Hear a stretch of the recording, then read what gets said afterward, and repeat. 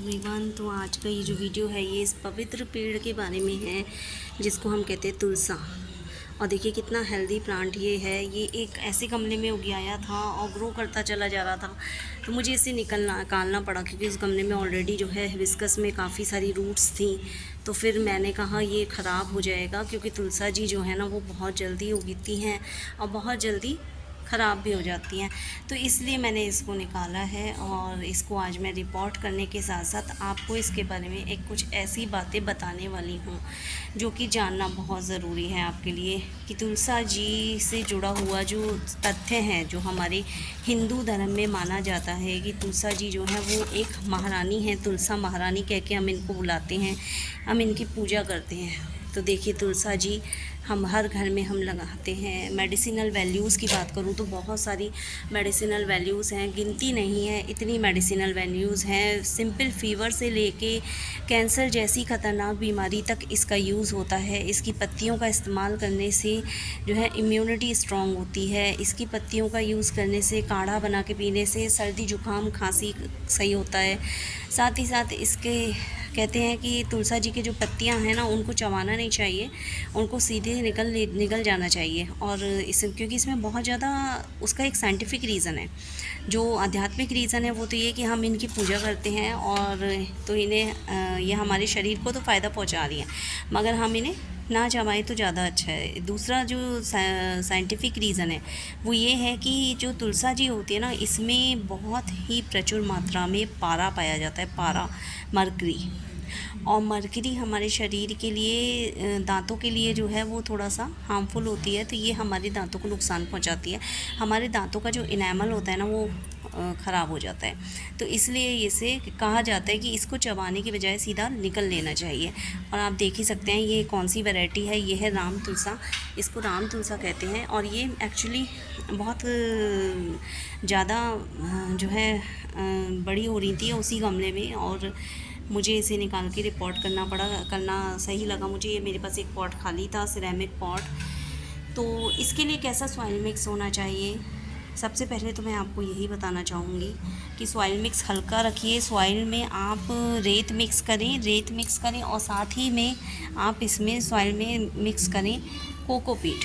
Cocopeat बहुत अच्छा रहता है, मिट्टी को हल्का बना देता है। कोकोपीट जो है वो ज़रूरी होता है सभी प्लांट्स के लिए मैं कोकोपीट का इस्तेमाल करने की सलाह देती हूँ। और कोकोपीट जो है वो आपकी सॉइल को काफ़ी अच्छा बनाता है, पोरस बनाता है इसमें, है ना। तो और इसके अलावा आप इसमें मिक्स करें साथ ही साथ वर्मी कंपोस्ट या कावडंग कंपोस्ट। आप कावडंग कंपोस्ट का यूज़ करें या वर्मी कंपोस्ट का, दोनों में से किसी भी एक का यूज़ कर सकते हैं। इसमें हमने मिलाया है वर्मी कंपोस्ट, सैंड मिक्स करा है और हमने इसमें कोकोपीट मिक्स करा है।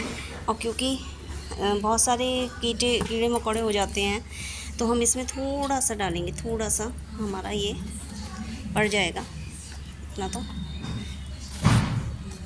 ये हमारा फंगीसाइड हो गया, क्योंकि मैंने अभी इसमें थोड़े कीड़े वीड़े से देखे हैं तो इसलिए ये सही रहेगा डालना। अब मैं आ जाती हूँ, थोड़ा सा आपको बताती जाती हूँ कि वास्तु टिप्स क्या हैं। तो तुलसा जी हमारे घर की सुख समृद्धि और के लिए बहुत ज़रूरी है, और साथ ही साथ हम अपने पॉट को भी मिक्स करते चलते हैं, है ना। तो तुलसा जी जितनी ज़रूरी है हमारे स्वास्थ्य के लिए उतनी ज़रूरी है हमारे घर के लिए, हमारे वास्तु के लिए। घर को अगर हम खुश रखना चाहते हैं, घर में सुख समृद्धि लाने वाला जो प्लांट है वो ये है तुलसा जी। तुलसा जी के बारे में ऐसा कहा जाता है कि जिस घर में तुलसा जी होती है ना उस घर में श्री कृष्ण का वास होता है, उस घर में देवी देवताओं का वास होता है, क्योंकि तुलसा जी सभी देवी देवताओं को अत्यंत प्रिय हैं। बहुत ज़्यादा आपको खुशहाली देती हैं तुलसा जी। ये हमने भर लिया है पॉट मिट्टी से। अब हम इसमें जगह करेंगे और जगह करके देखिए इस तरीके से आप इसमें होल करें और होल करके तुलसा जी को अच्छे से बिठा दें। तरीके से हमने इसे रिपोर्ट कर लिया। और आइए अब हम बताते हैं इसके वास्तु टिप्स।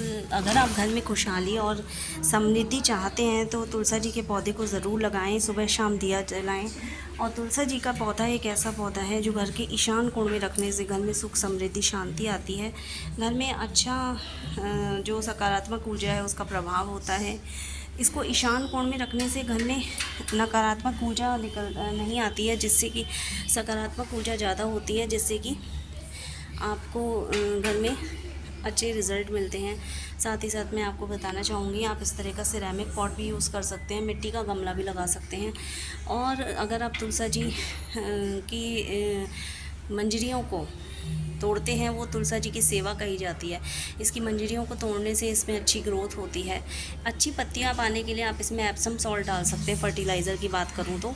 और इसके अलावा तुलसा जी जो है वो वास्तु के हिसाब से दक्षिण दिशा में नहीं रखनी चाहिए। दक्षिण दिशा में तुलसा जी नहीं रखनी चाहिए। तुलसा जी आपको उत्तर पूर्व दिशा में रखनी चाहिए, जिसको और क्योंकि तो उत्तर पूर्व दिशा जो है वो देवी देवताओं का वो कहा जाता है, तो उत्तर पूर्व दिशा इसके लिए बहुत अच्छी रहती है। और क्या बता सकते हैं हम इसके बारे में। तो ये सब थी तुलसा जी से जुड़ी हुई वास्तु। जब हम गृह प्रवेश करते हैं तो हम तुलसा जी का गमला सबसे पहले अपने घर में लगाते हैं। तो क्यों लगाते हैं? जिससे हमारे घर में सकारात्मक ऊर्जा का वास हो और नकारात्मक ऊर्जा वहाँ से हट जाए, नकारात्मक ऊर्जा वहाँ से हट जाए, इसलिए हम तुलसा जी को अपने घर में लगाते हैं। तो इसलिए इस तरह का जो अच्छा पौधा है हमारा, वो हमें लगाना चाहिए। हमें घर में स्पिरिचुअल वैल्यूज़ को बढ़ावा देता है, हमारे अध्यात्म को बढ़ावा देता है, हर तरह से हमारे लिए उपयोगी है। मेडिसिनल वैल्यूज़ भी बहुत हैं इसकी। तो मेडिसिनल वैल्यूज़ की बात करूँ तो आपको मैंने जैसा कि बताया कि मेडिसिनल वैल्यूज़ इसकी भर भर के हैं। तो ज़रूर लाइए ये प्लांट अपने घर में। Thank you so much. Radhe Radhe.